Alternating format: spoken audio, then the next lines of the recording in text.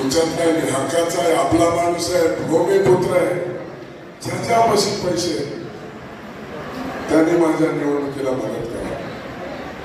Google पे, phone पे, Paytm, कुणाला वाटलं ना 10 रुपये टाका तेवढंच, कुणाला वाटलं ना 15 रुपये टाका तेवढंच, कुणाला वाटलं ना 100 रुपये 100 रुपये टाका.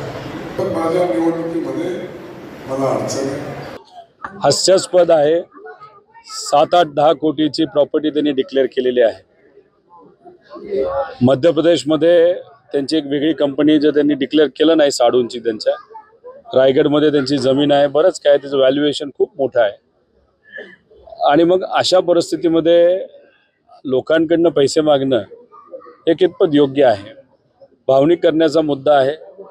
पैसे नाहीत असं ते सांगतात, पण मी आधीसुद्धा सांगितलं भाजपकडनं खूप मोठा निधी इलेक्शन लढण्यासाठी प्रत्येक उमेदवाराकडे आलेला, राम शिंदे सरांकडे सुद्धा आलेला आहे.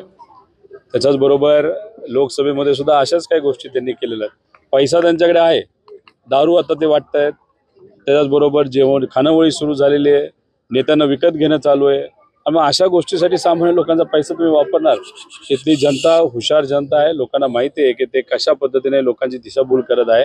त्यामुळे हे जे काही भावनिक करण्याचा मुद्दा जो त्यांचा आहे याच्यावर सामान्य लोक हसतात, बाकी काय नाही.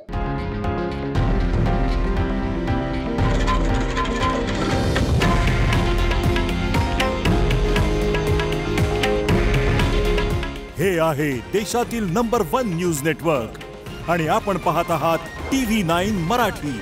काळजी तुमची, हित महाराष्ट्राचं.